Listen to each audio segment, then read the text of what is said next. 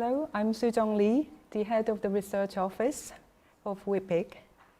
Today, our center has invited 4 renowned experts on World Heritage and Development to this online roundtable dialogue. In this talk, we would like to share different ideas and perspectives on the issues between heritage conservation and development.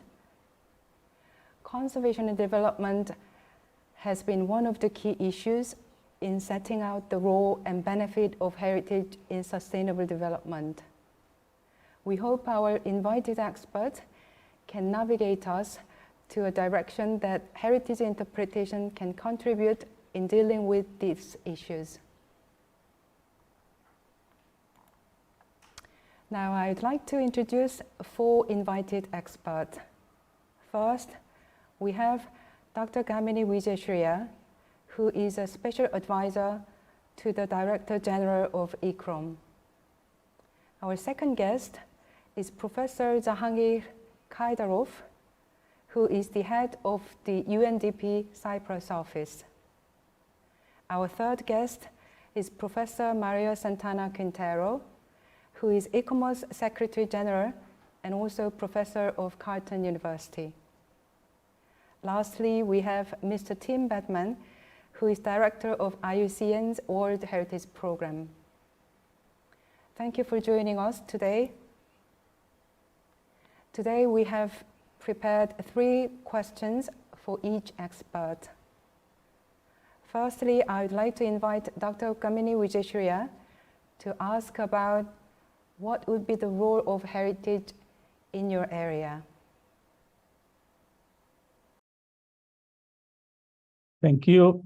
Thank you to all. Thank you for the invitation. I have been invited to represent ICCROM, or the International Center for the Study of Preservation and Restoration of Cultural Property, based in Rome, which is one of the advisory bodies to the World Heritage Committee. Thank you for the invitation, and let me convey the greetings from the Director General of ICCROM, Dr. Webendoro. ICCROM, created by UNESCO in 1956, in the aftermath of the World War II, has the mandate to promote conservation of cultural property worldwide. It's an intergovernmental organization with 137 member states and implement its mandates through training, information, research, advocacy, and cooperation.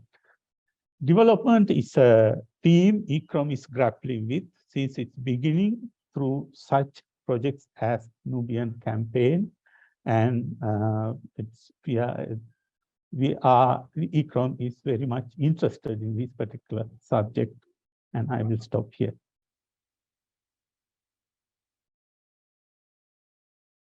Okay, Professor Khaydarov. Yeah, thank you. It's an honor to be with you and with the panelists here. And I think the topic is very important. Cultural heritage in Cyprus, it's evolves from diverse and rich cultures and civilization which have populated the island throughout the history. So, the island of Cyprus has been de facto divided in 2 parts since 1974, where we have a Republic of Cyprus, Greek Cypriot community as a member of the European Union. And then we have a Turkish Cypriot community and the authorities in the northern part of Cyprus, which are not recognized. So, and then the Cyprus joined European Union in 2004.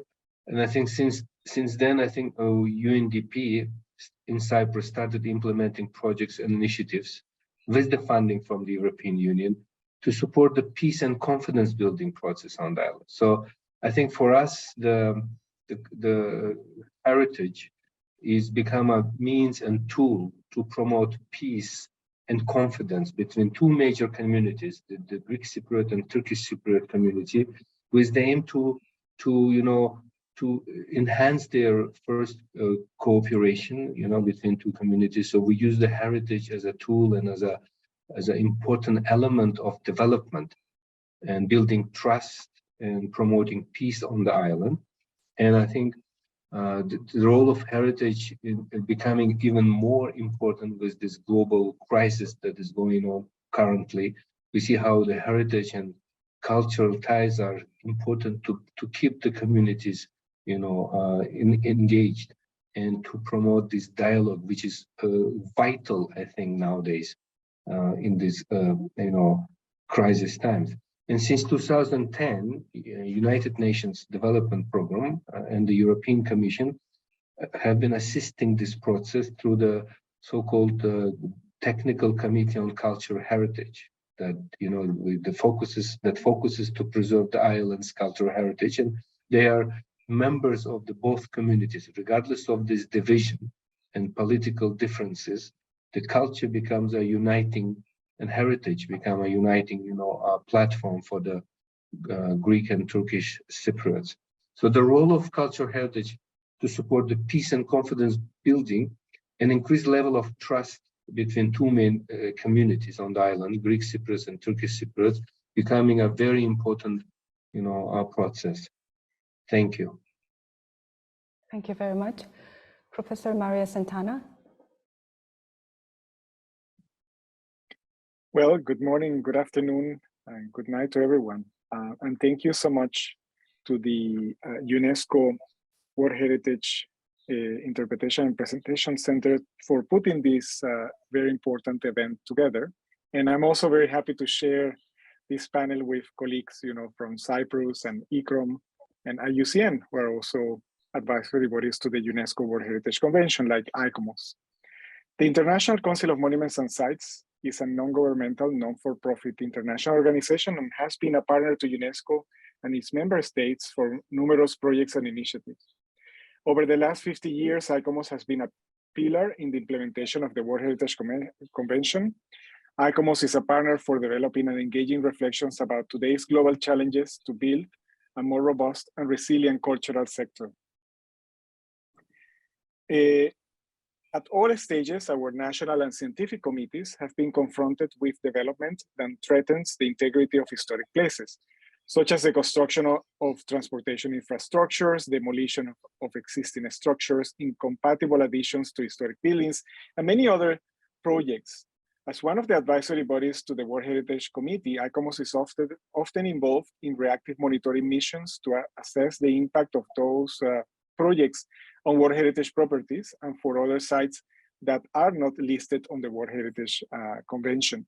ICOMOS has developed, in this case, the Heritage Alerts that permits raising awareness worldwide. Also, ICOMOS works collaboratively with other non-for-profits, governments, and industry in providing training and sensitizing communities about protecting the historic stock. And just to finalize my intervention, I think that we see a world in which we are arguing, for inclusion, equity, and diversity. And I think that development, of our cities and our built environment is something that we cannot prevent, but we can facilitate, because cultural heritage and historic buildings, resources, etc., contribute to that built environment. So working with people is really important. And I think that in the past, some have seen the World Heritage Convention of other instruments to be very governmental, rather to be something that we touch and feel and use, right? So as an ICOMOS member, besides being the Secretary General, and in particular living in Canada, I have come to realize that building bridges is really important with other organizations, root organizations, not-for-profit organizations. So to make people aware about our own built environment, because it's interesting that people travel around the world and they visit these magnificent World Heritage sites, and they don't realize that next door there might be an important monument or site that will be equally valuable as these others that they have visited. And I think that that's part of that learning and training that we need to share. And also, I was in a meeting in Mundiakult last 2 weeks ago in Mexico, And I remember a phrase that was given in one of our side events that says about sharing power. And I think we need to share power with others, right? And whatever ICOMOS can have power, I think we need to share it. And I hope that we can continue arguing and discussing about this. So thank you so much for the question, and looking forward to the answers of the others. Thank you. Mr. Badman. Okay, well, thanks very much, and thanks both personally and on behalf of IUCN for the very kind invitation, and great to see old and new friends on the panel and in the audience. So thanks. This good event. So IUCN, International Union for Conservation of Nature, we're the oldest and largest global network focused on the conservation of nature in the world, but we're also centrally engaged on the mission to achieve sustainable development. Our vision is a just world that values and conserves nature. So we see nature being part of what society as a whole needs to sort of consider and include in its futures and in development futures. To answer your question specifically, so in IUCN Heritage, the position of heritage has changed in the last year. It's now connected as part of our new Center for Society and Governance, and although I still lead the World Heritage work in IUCN, it's one focus and a key focus of a new team that I lead, which is the team for heritage, culture and youth in IUCN, and is also a team that provides the home for two major global initiatives, one on urban areas and nature conservation. So for the first time, we're bringing a concern for urban areas into IUCN's global program. And secondly, a new initiative on the connections between sport and nature conservation. Just specifically on the word on heritage, I think it is still the World Heritage Convention that refers to nature and nature conservation as natural heritage. And so the World Heritage Convention is really the key focus for work that we do that uses the word heritage. And there the priorities really are twofold. One is we have the core job as advisory body complementing ICOMOS and ICCROM, but with our focus on the natural World Heritage sites to secure their identification, protection and conservation in the way that Mario's just been outlining for ICOMOS, but you know, in a parallel way, IUCN has many of the same roles. But we also have come to see World Heritage and the Convention as a beacon for advancing place-based approaches that link nature, culture and people, and especially through the World Heritage Leadership Program, which thanks to Korea, you are and CHA are one of the major funders of and supporters of and partners in, but where we try to bring forward, I guess, a much more dynamic concern about the places and World Heritage sites themselves that engage World Heritage sites, site managers and focal points directly in bringing a whole strategies together for World Heritage places. Heritage is central to every distinct and diverse place on the planet. You know, it's a way to tell the complete story, or the linked set of stories that bring everything that's significant about a place together, embracing geodiversity, you know, deep time, and biodiversity, nature, habitats and species, but also cultural diversity. Heritage is what makes local places distinctive, and so it really is a foundation for everything we're trying to do to connect people to nature and to culture. Thank you. Thank you very much. Now we would like to move to the next topic, which is what causes the gap between conservation and development. Shall we move to Gamini? Thank you very much for the question. I think 2 decades ago, development was considered a threat, therefore an enemy of heritage. In this case, so-called development included infrastructure, housing, and commercial activities, and in and around heritage sites. Development sector, on the other hand, is of the view that heritage sector is a hindrance to development. This was the reason for creating gap between conservation and development. I think now we are all trying to bridge that gap. These activities, so-called development activities, on the other hand, are essential needs of people. It is in this context, development was considered only as a factor. In 2008, when the advisory bodies collectively developed the third periodic reporting questionnaire, we collected a list of threats from ICCROM, IUCN, and ICOMOS. They all had a list of threats. And after long discussions, we considered, well, these can pose threats, but they are also contributory. And we eliminated the title threat. We said factors affecting heritage, which can bring positive impacts as well as negative impacts.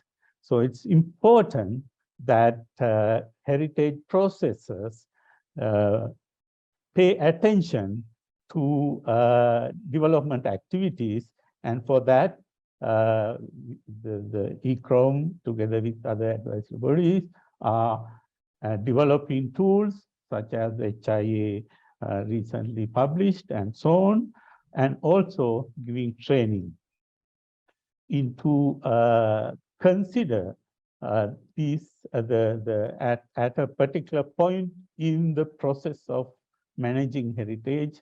You need to look at the impact of development. And another the people, sorry,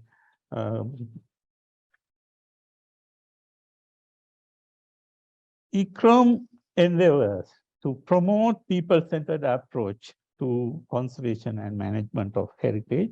This entails placing people at the heart of heritage discourse on the conviction that heritage has a role to play in the lives of the people.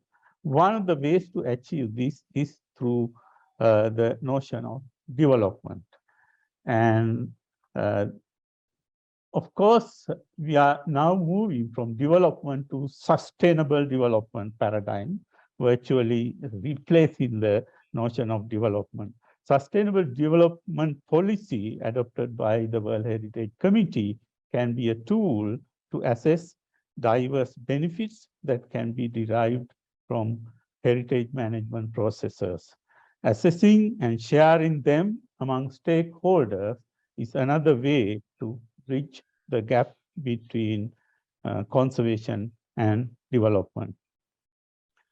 Indeed, ICCROM is doing a lot of work in its training programs, and sustainable development was introduced around late 90s, and also into number of training programs, and also developing all sorts of tools and so on. In fact, current Director General is of the view that cultural heritage management is the rock on which sustainable development can prosper.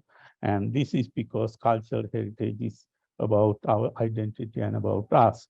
So yes, there is a gap between conservation and development. I think it's important that we bridge this gap, because it's all about people, and it's about heritage contribution to people and development contribution to heritage and people. I will stop here. Thank you. Thank you.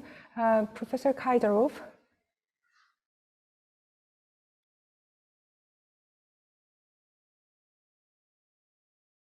Sorry, your sound is off again. Could you start Thank you, again, Sujeong. please? Thank you, Sujeong. And cultural heritage in developing nations is a big part of the economic development and still growing. So for us, the protection and preservation of cultural heritage on the island in Cyprus is a crucial element of the recovery process.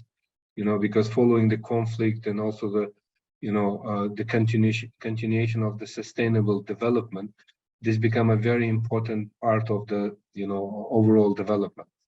In view of our complex situation prevailing in Cyprus, political challenges, low level of social cohesion, present a huge challenge and create high tensions between the Greek Cypriot community and the Turkish Cypriot community on the island.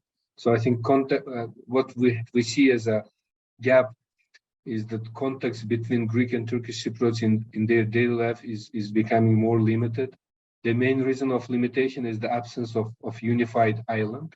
You know, there's a division, political division, and a proportion of the benefits can be, realized through greater integration of the two communities based on the greater cooperation, trust, which are achieved through the implementation of these confidence building measures by preserving the cultural heritage. There are several areas where meaningful progress is dependent on the whole of the island approach, and I think due to systemic and interlinked nature of the challenges, both, the potential for greater bicommunal collaboration and the, where the progress can both bring immediate gains, but also can pave the way for further integration on the island. What we see as an impact is of the environmental dimensions. The tourism is one of the main, economic, potentials and parts of the economic development on the island. And I think related to this, the increasing gap between conservation and development because of the nature of the, businesses oriented more towards, income generation and the, decision makers focusing more on development. I think the gap between the heritage and the economic and development, and as we said already, the sustainable development is increasing. And how to bring it, I think I fully agree with our previous speakers that educational elements, trainings is very important to put standards in place, and have a unified approach, globally. I think the standards will help the nations and the governments to apply them in the practical context. And I think for us, this unifying the island and resolving the Cyprus issue, resolving the political issues will help to decrease this, minimize the gap, and we believe so. And that's why our interventions in preservation of the heritage is so interlinked with economic development. For example, on other hands, when we do the works, we generate jobs for the private sector, and we run the educational programs. And I think one of the new elements that we are introducing is the digital heritage, which also bringing some innovative approaches to decrease this gap. I think this becomes also very important as a next further step. Thank you, Sujeong. Thank you very much. Next, Professor Mario Santana. Thank you very much. Before I start talking about the gap, I would like to mention two phrases. One by architect Carl Elefante. He says that the greenest building is the one that is already built. And then Susan Ross, a colleague of mine from Carleton, mentions that heritage sites do not die, they are damaged, demolished, or destroyed. So the effects of natural disasters like fires, earthquakes, flooding, landslides, storms, hurricanes are among the most significant causes of loss and damage to physical objects and human life. Furthermore, increasing abandonment, development pressures of tourism, neglect, and other inflicted threats by human activity poses a real hazard to World Heritage properties. But ICOMOS has recently published guidance for heritage impact assessment with ICCROM and IUCN for UNESCO. And in this document, we have provided excellent ideas on how to conduct assessments that could bridge the gap between the need of development and good conservation practices. As the guidance indicates, World Heritage sites have been facing increasing pressure from various forms of development in recent years, including urbanization, tourism infrastructures, dams, roads, power plants, and other major interventions. This is confirmed by monitoring reports conducted by UNESCO together with the advisory bodies to the World Heritage Convention. The guidance also describes that impact assessments can actually help to identify better projects that yield more benefits in the long term, satisfying both conservation and development needs. Furthermore, in the opinion of the author, or myself, of this speech, the gap also is ignorance in the existence of historic places by the lack of comprehensive heritage inventories. Therefore, it is of paramount importance that these types of inventories are conducted by authorities at municipality, city, regional, and country levels, and that they are conducted urgently, in particular in emerging economies and low-income countries. Also, COVID-19, the biohazard that we have all suffered with pandemics and lockdowns worldwide, resulted in partial or total restricted access to many World Heritage Sites. The livelihood of local communities that depended on this tourism visiting the sites have been substantially affected. And also in terms of World Heritage, I want to stress my colleague Sofia Labadi's recent assessment of 3 of the 6 goals of the Strategic Action Plan for the implementation of the Convention. This plan is from 2012 to 2022, basically for the 50th anniversary. And she namely those dealing with protection and management, the credibility of the World Heritage List and sustainable development underlies very serious issues that have prevented their effective implementation. In fact, the situation has worsened, according to Labadi, over the past 10 years, considering particularly the gap between heritage conservation, the well-being of local communities, and sustainable development. I think that the involvement of right holders and stakeholders should be encouraged at all levels. Cultural heritage is a very important for sustainability and therefore crucial for development. So I concur with my colleagues' opinions that sustainability, I think, is our best bet, about how heritage contributes to development. And I see a clear gap, but I think that this gap is to be overcome easily if we have more dialogue, as I was saying before, but also this idea of involving other stakeholders that in the past we did not involve. They were excluded for one or other reason. In Canada, we are going through a process of reconciliation, and in this process, we need to accept as we need to give, right? And we also need to identify that some of us are in a very privileged situation. And I think that this is really important in terms of heritage. How can we convey that heritage can be really good for preserving the planet, to offset the embodied carbon, etc. So and finally, I would like to say that I do believe in capacity building training, but I also feel that we sometimes at the international cooperation level, we lack policies to strengthen the role of heritage organizations worldwide. So we see, for instance, in Korea or in Canada, heritage organizations have good resources, but in many low-income countries, as our colleague was mentioning, they don't. And we provide programs for capacity building, but we don't provide programs to strengthen their legal and financial capacity to actually protect sites. So I think that this is also equally important. So thank you so much for the question, and looking forward for the third one. Thank you very much. Next, Mr. Badman. Yeah, well, look, thanks for the question. I think most of what I wanted to say by way of the answers already been covered by the previous speakers, and I really pretty much agree with what's been said. Like Mario, I sort of started with the kind of question of is there a gap? And I think it's sometimes a perceived, but there really is often a real gap between conservation goals and development goals. The causes, as your question asked for, are really diverse. And so I think, you can only really diagnose a cause in a particular place. So, listening to Mr. Khaydarov, talking about Cyprus, that's the situation, and that's where it needs to, the gap needs to be understood in a particular place or in a particular geography. But if we make it more general, maybe I'll just try to be quick and very synthetic. It's a two-way street, I think. Why is there a gap?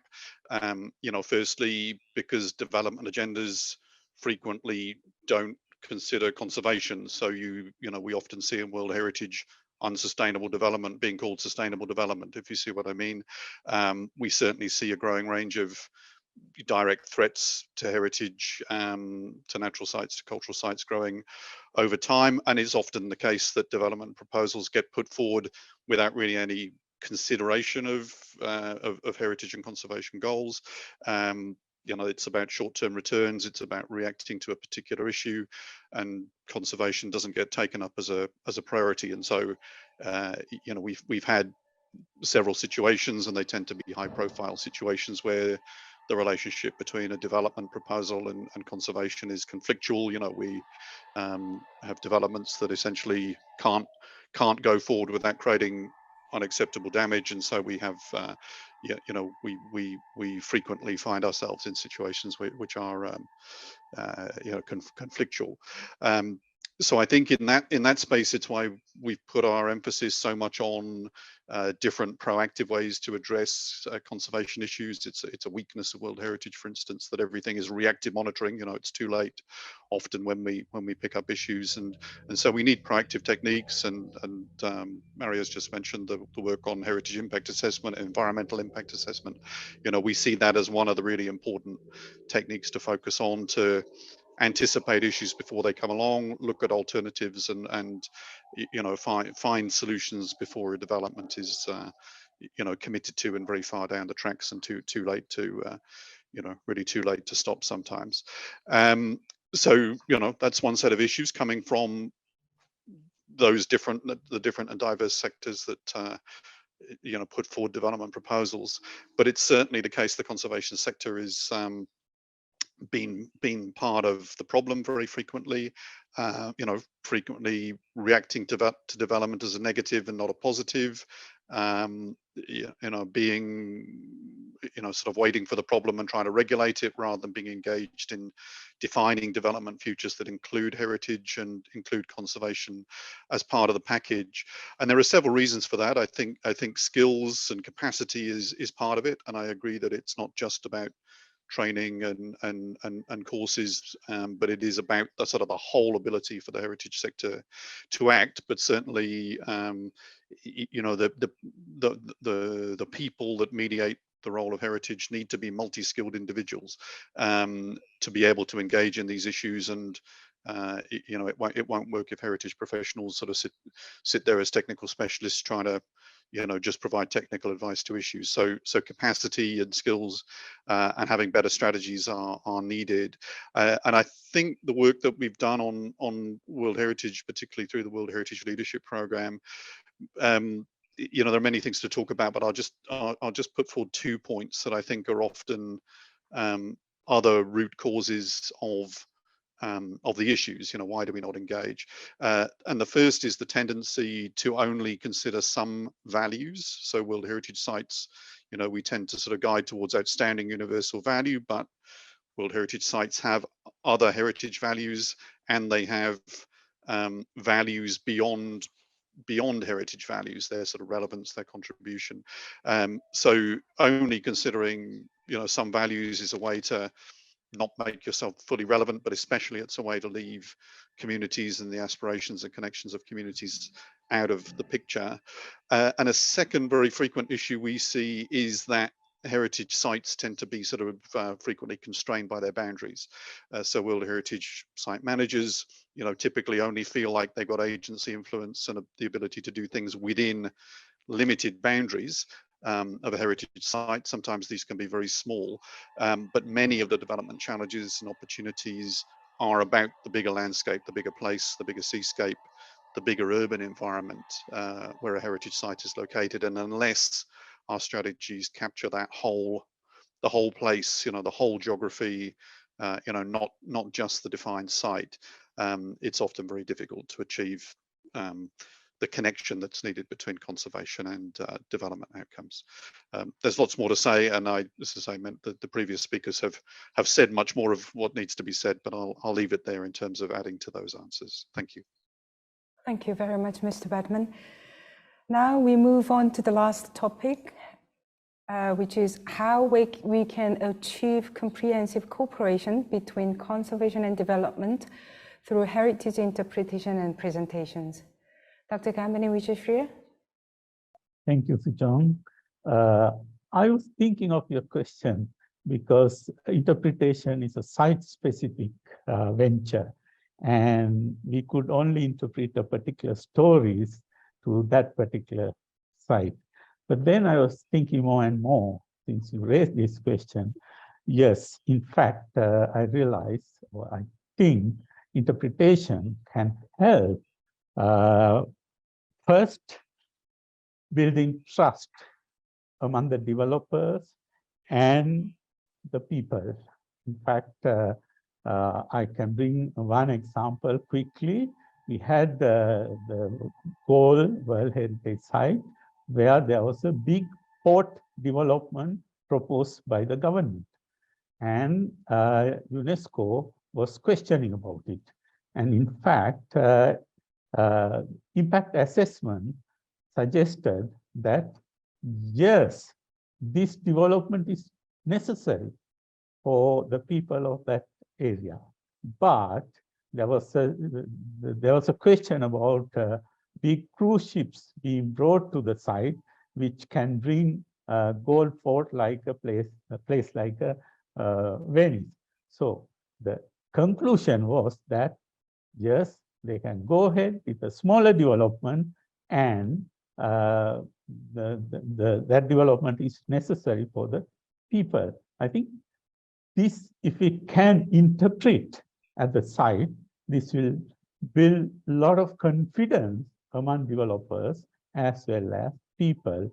People will realize, yes, heritage is being looked after despite development. On the other hand, development has been taken care of for the people. Now, the point two is that interpretation can help to explain the benefits of development into that particular site. And I think the third point is that we need to engage developers from the beginning, as Tim said, looking at all the values. And from the values assessment, I think I have mentioned this again in the previous lecture on interpretation, we need to bring them also from the beginning, not at the end, and also in the process of assessing impacts like HIAs and so on. So if we can go forward in those directions, I think interpretation can help build trust among the developers as well as general public, and also help bridge this gap between conservation and development. Thank you. Thank you. Next, Professor Khaydarov. Thank you, Sujeong.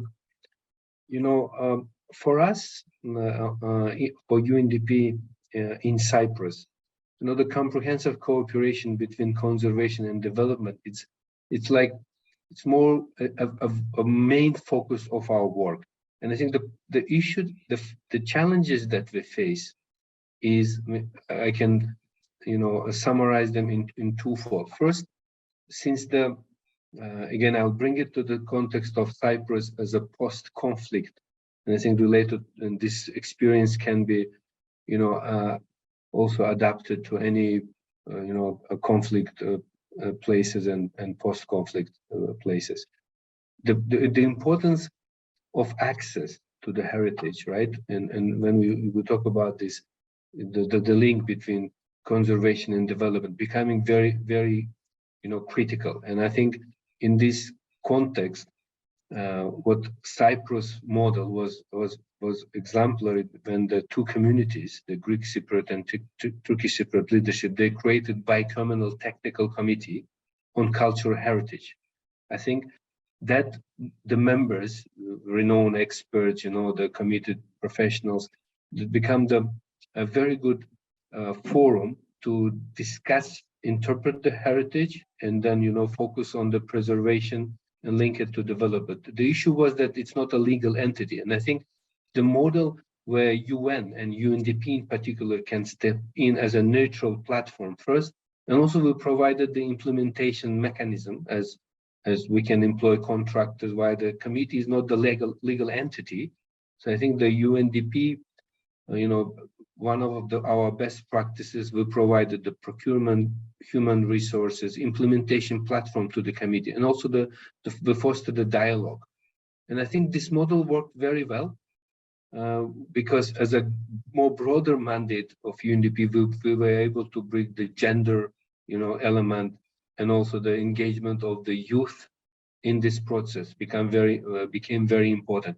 I think that for us also the role of local communities in this question is very important, and I think in many things, because sometimes the decision makers are sort of in a more centralized locations in the capitals or in the other regional headquarters, while the beneficiaries, the stakeholders are more local to the sites, to the heritage sites. I think engagement with the local community is another example where the UNDP was able to bring this element. And I think this heritage becoming more and more important element of EU foreign policy. As culture is, intercultural dialogue that can help prevent conflicts and foster reconciliation between communities. And I think we are very thankful to the European Union, European Commission for the funding, also for the expertise. And I think this forum, this discussion is so important because for the first time of UNDP being a member of this panel, I already learned that so many cooperation channels we need to link, and we need to learn from the expertise around this panel particularly. And it's a very practical. It can start with the trainings, exchange of best practices, lesson. And I like the point about this impact assessments. I think this is where this is a very good point, that we are actually, unfortunately, our actions are reactive to the post scenarios. And I think preventing, predicting, we have so many tools nowadays we can apply when it comes to heritage, the technological tools, innovative, tools. And I think this is very important. So we do more preventive, more prediction, more analysis, and it comes with just research and cooperation as we're doing now. Thank you. Thank you very much. Professor Maria Santana. Thank you very much. And if you allow me, I will go directly into talking about the strategies for preservation and the use of technology, because these are my professional expertise besides being the Secretary General of ICOMOS. So the development of strategies to present World Heritage properties should take into account that they are inherent as spatial phenomenon and characterized by location, distribution, and scale, as Graham et al. Mentioned in their publication. And properties have a specific geographic setting, components, attributes, and features, boundaries, and buffer zones. And for instance, those in serial and transboundary sites, and so an example of that is the Silk Roads sites in the listed. The nomination files were compiled through a comparative analysis, extensive comparative analysis that describe and try to justify all the outstanding universal values criteria that were mentioned in that nomination. And I think that these type of tools can be used to prepare these presentation strategies, and also be more inclusive if we have this process of analysis, and how can we present this OUV criteria to all the stakeholders. Also, a good publication is by Fran Matero in the publication is that they produce at the University of Pennsylvania. And Matero, in his introduction about presentation, he mentions that any consideration of the interpretation and display of heritage sites demands reflection on three specific criteria questions. And he says, one, how should we experience a place, especially one that is fragmented, accreted, and possibly illegible? How does intervention affect what we see, what we feel, and what we know? And finally, how can display promote effective and active dialogue about the past across space and time? And I think that these three elements are really important when we are trying to work on an interpretation and presentation strategy that could help to narrow that gap, right? So also Silverman indicates that presentation is one-way experience from the site to the visitor. However, nowadays with the evolution of digital technologies, this is no longer the case. We can prepare different presentation schemas about the site, and we can also have input from the person that is going through that presentation platform. I think that the establishment of the International Center for the Interpretation and Presentation of World Heritage Sites, WHIPIC, in Korea fills a gap in training, research, and mobilizing of best practices in presentation. The impact of WHIPIC's effort can promote multi-directional dialogue through the use of digital technologies. And I think this is very important to narrow this gap. A traditional visit to World Heritage Sites with a trained tour guide is no longer just required. We are more connected than we were ever before. And I think that the pandemic has proven this, through the use of technologies, and all of us coming from different places is changing through a virtual roundtable about this gap, right?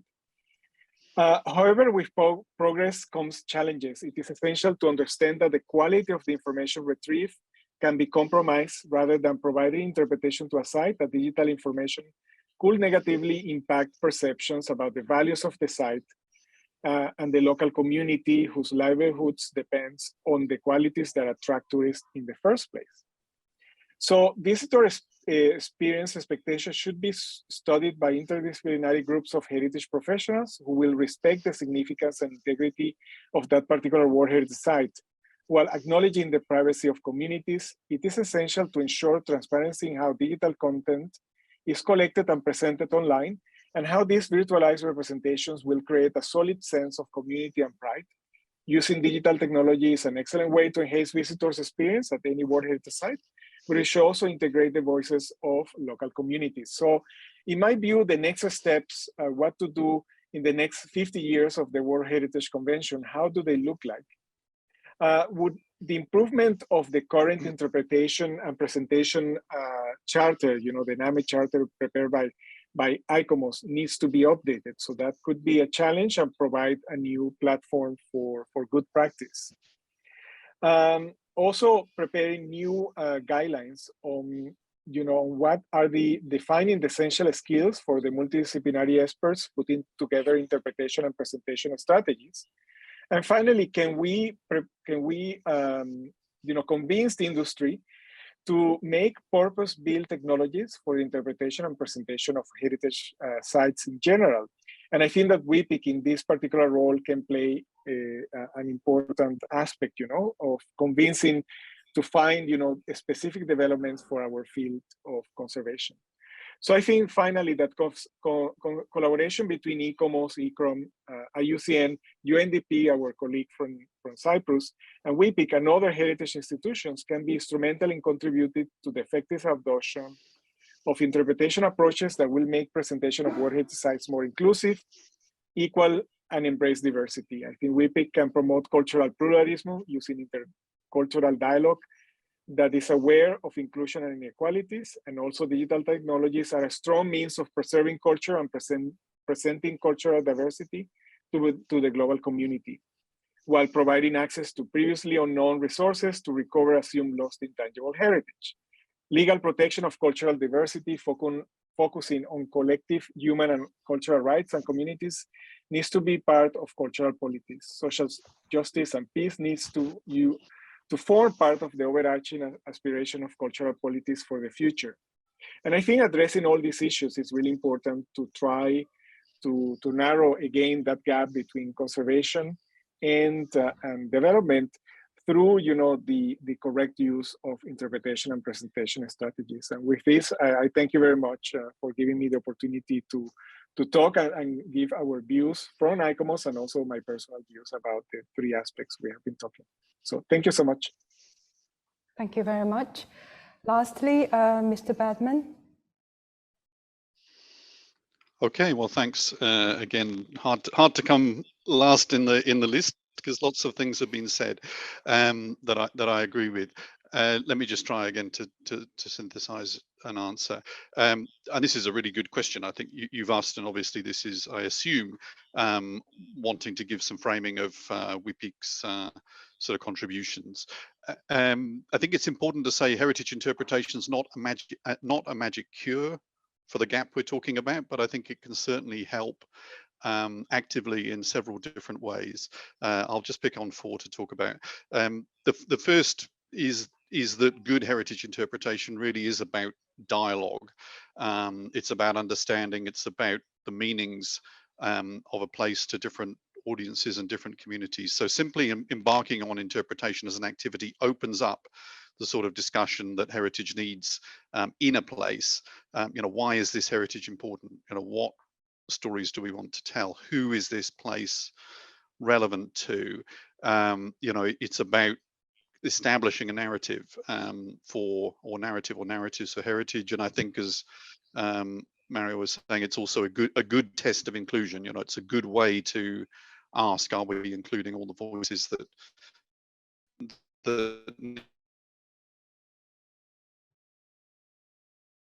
heard? So I think that's so it ensures we're really focused on communication and outreach and making the case for conservation. And in my view, what we do in conservation often fails because heritage managers and nature conservation more generally have very weak skills in communicating what's important, in engaging people in our mission. We tend to fall back on this sort of expertise sort of giving advice role instead of really engaging ourselves sort of more humbly in what places stand for and what communities want. So interpretation is a way to ensure that communication and connection is part of our skill set, is part of our focus. Help to move forward.